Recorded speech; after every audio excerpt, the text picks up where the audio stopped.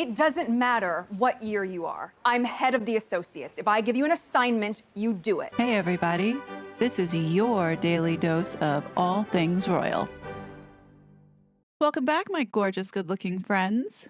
We have an article today that I want to read and then discuss afterwards, as I have a few thoughts. So, the Globe once again has put a feature story about the royals on their cover, citing royal courtiers giving information. Knowing what we know now about PR, anything is possible to be published in any of these tabloid magazines. At this point, People magazine, Time, and all the other mainstream magazines that have published the lies and puff pieces that Meghan and Harry push out, it is possible that the Globe could be a resource that do get stories from the other side. But I allow you guys to come to your own conclusion.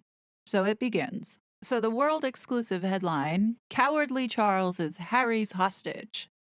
I think that's a bit dramatic, but okay. And it starts off, cornered King Charles fears he's being blackmailed by his own flesh and blood amid talk rogue son Prince Harry is considering a second tell-all, exposing the dark secrets of his late mother Diana's marriage to the new monarch, palace courtiers tell Globe. Still reeling from Harry's bombshell disclosures in the shocking memoir Spare, His Majesty believes the Duke of Sussex could bring down the House of Windsor by detailing the physical and mental abuse Charles heaped upon Diana while cheating with his current wife, Camilla, and would do it out of spite, the courtier claims. Now, already this sounds like utter BS, but I will save those thoughts for later on. Harry seems to be using the threat of a second book to bend his father to his will, says the courtier. He's demanding an official public apology for a lifetime of petty personal grievances and what he sees as egregious slights against his mother and wife, Meghan. Harry seems to be holding all the cards since Charles is frozen with fear. The 38-year-old Duke fired a shot across his father's bow during an interview promoting his tattletale book, saying he has 400 more pages ready to publish about his toxic relations with his dad and once close older brother William. The royal expert and author Tom Bower calls Harry's remark a thinly veiled threat to dish more dirt. The embattled king knows he has good reason to fear his son, says the author. No one knows better than Charles that Harry has barely scratched the surface when it comes to his tumultuous marriage to Diana, his difficult relationship with his own parents, and his adulterous relationship with Camilla. As a royal insider, Charles has to fear Harry will reveal details how he broke Diana's heart with his cold behavior and by flaunting his mistress in her face. That's not what he wants the public to know about their king. Prominent British royal expert Dan Wootton brands Harry's veiled threat as emotional blackmail on a global scale. Wootton believes Harry's remark is chilling code to his dad to issue a groveling apology to my wife and I against your better judgment. Then forgive us for spilling your biggest secrets and darkest moments, laced with the most grotesque criticism to which you can't respond to the highest bidder. Or there's even worse to come. A palace source says right now he's holding a pistol to their heads. However, the prince claims he didn't put some of his most explosive revelations in Spare because I don't think his dad and brother would ever forgive me. At the same time, he notes, you could argue that some of the stuff I've put in there, well, they will never forgive me anyway. But the way I see it is, I'm willing to forgive you for everything you've done. And I wish you'd actually sat down with me properly and instead of saying I'm delusional and paranoid, actually sit down and have a proper conversation about this. Because what I'd really like is some accountability and an apology to my wife. Harry's demands infuriated writer Wootton, who says, apologize for what, you fool? Charles funded your wife's extravagant demands, and then the palace helped hide forever the findings of an independent investigation into her alleged bullying of multiple staff members. You should be buying your dad a pint of organic beer, not demanding the new monarch issue a groveling apology to our second most unpopular royal. Wooten notes Harry's angling for a reconciliation with his 74-year-old dad and brother, but adds, if Charles gives in now, he is making it clear to Harry and Meghan that throwing mud works. The only solution is to get tough on the Sussexes and freeze them out until they apologize for their treacherous behavior. But the courtier tells Globe, Charles doesn't have the spine for that. He's shown that repeatedly by refusing to confront Camilla for her own damning behavior. As you Americans say, His Majesty will fold like a cheap suit and Harry and Meghan will reign triumphant. And that's the end of the article. Now let's discuss this because there's some red flags in here all pointing to Montecito. So I did some research around this tabloid magazine. And it turns out this American publication has a history of its core focus being on political figures, which has been including the royal family. As you can see, heavily sensationalized. You almost wonder how are they not getting sued every 5 minutes. So you remember this article when I brought this to your attention like 2 weeks back?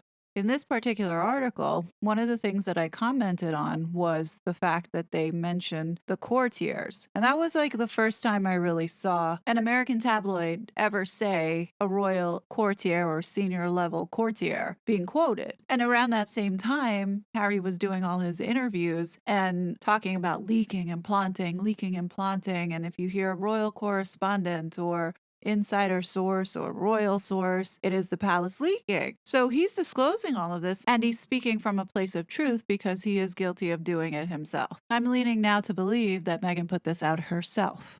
And what we're seeing happening are the leaking and planting of stories in order to put pressure on the media, to put pressure on the king, enforcing his hand to either give an apology or sit down with the Harkles and give them what they want.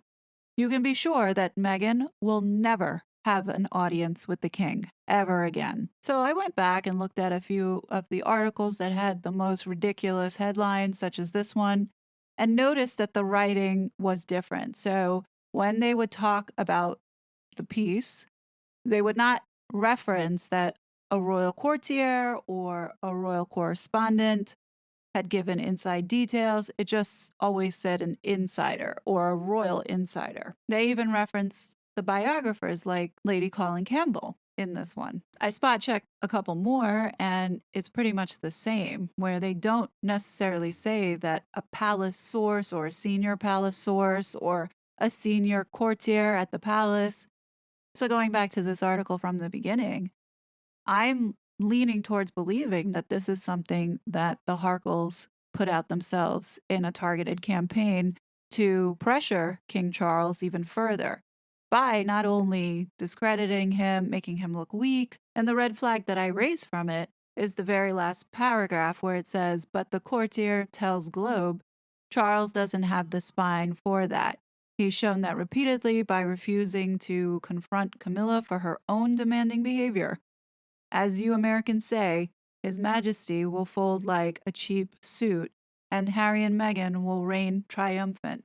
And the reason why I believe it's Meghan and Harry is that no courtier would betray the king in such a disloyal manner. Also, Meghan and Harry have schemed so much that I wouldn't put it past them to pretend they were a palace courtier by having their global press secretary, Miranda Barbeau, plant this story in this tabloid in order to push this pathetic narrative and create these optics of the king being weak. And by using these smaller publications, their hope and goal, which they have used it before in social media, is for an echo chamber to be created and it be bubbled up into the mainstream. That way, they wash their hands of having connection to when it does eventually reach the mainstream, it will look like it happened organically. And we saw this instance where that same article from the Globe of the $50 million divorce settlement to Sky News Australia reporting on it. If this is the game that Harry is going to continue to keep playing by forcing the hand of Charles, by putting this media pressure onto him to give his wife an unwarranted apology, then Charles needs to lawyer up and get a gag order in place. Harry and Meghan are menaces to society every time they open up their mouths. So if Charles really wants to take action, he doesn't have to apologize. He doesn't have to respond. Just get the lawyers in there and handle it on the back end. The royal family has nothing to apologize for, and even if they did craft together some apology, it's never going to be good enough for these two. So it's best if they say nothing and keep it that way. Because anything that you give the Harkles, they will take it and they will twist the narrative. We all know this because they did this with Jeremy Clarkson. And with all these rumors about Harry putting out a second book because there was so much more that he could have written about, honestly, those are just empty threats. We all know that it's going to be a book of lies, especially if he talks about the relationship between Charles and Diana. Who is going to believe anything he says? Remember, he went on this spare book tour, and each of those interviews, he specifically stated that he does not remember anything that happened before his mother passed away. So he's going to now be able to talk about the abuse that Diana had to endure while she was married to Charles? Come on now. And wasn't it rumored that like 200 pages had to be pulled out for legal purposes? This circus created by the Harkles is all just noise to cause stress on the monarch. They're ruthless. They definitely don't care that they have been making people sick. Let's not forget that they are responsible for accelerating the deaths of both Prince Philip and the late Queen. It's no secret that their bad behavior has put a tremendous amount of stress on various members of both of their families. For example, Mr. Markle. The man had 2 heart attacks and a stroke and is continuously being kicked in the gut by his daughter. Why would anybody believe that Harry actually cares about his father, King Charles? Regarding the coronation, the king needs to put the country first because it is a state event. And with the news flying around that they want Archie and Lilibet to attend or be involved in some way, F that. If being a part of history was so important, then they should have allowed Archie and Lilibet to be a part of the Platinum Jubilee because, in my opinion, that was a once-in-a-lifetime event. And I highly doubt even in Archie and Lilibet's lifetime they will ever get to see a Platinum Jubilee. And I think that that's where, if they were really serious about their children being a part of history, then they should have allowed those kids to partake in being with the family and enjoying getting to know their cousins and just meeting their grandmother. That's if they really exist. I'm not convinced that they belong in the line of succession. I just think that what they did was so incredibly selfish. And now to say that they want the children to participate in the coronation, nah, I think they need to pass on this one. Maybe they'll catch the next one. Right now, they can't be trusted. As is, we have a domestic terror threat with these two here. I wouldn't recommend it, just because they are posing a threat to both the country and the family. So why would you do that on your coronation day by having something else to worry about? I feel like this is a wedding and making the decision as to who to invite and not to invite. Yeah, there's going to be people upset that they're not getting an invite to it. Tough, get over it. It's his party and he can invite whoever he wants to. He owes the Sussexes nothing. And all these articles that keep coming out about Charles planning a reconciliation or wants Harry at the coronation or Harry is going to temporarily reconcile. And now reports are coming out that the Archbishop of Canterbury has a soft spot for Harry and Meghan and maybe brokering this reconciliation. Like, come on, man. Like, I get it. Justin Welby's going to try and get them to find redemption somehow, but I don't think it's going to work. These two are two godless individuals who I think that's fair enough to excommunicate them from the Anglican Church, period. And Harry should be arrested for treason the moment he steps back on UK soil because he did betray his own country and has been committing hostile acts against the people and his sovereign. And to be honest, if they end up getting an invitation and a role in this coronation, I don't think I'm going to be too excited for the day to come around. But then again, my opinion really doesn't matter in the whole grand scheme of things. Charles is going to invite whoever he wants to invite. We're just going to have to deal with it. It just will be a stain, in my opinion, on the day, as well as a stain on history, if not only the traitor gets to participate, but then also the devil herself showing up.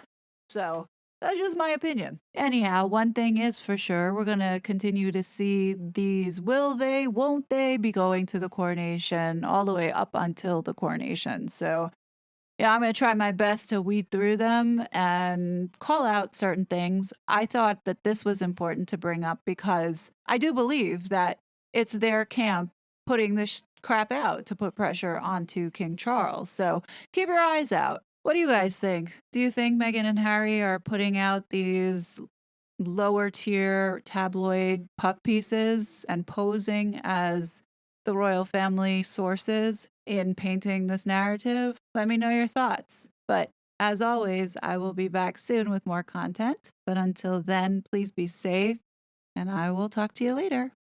Bye. I was such a fraud.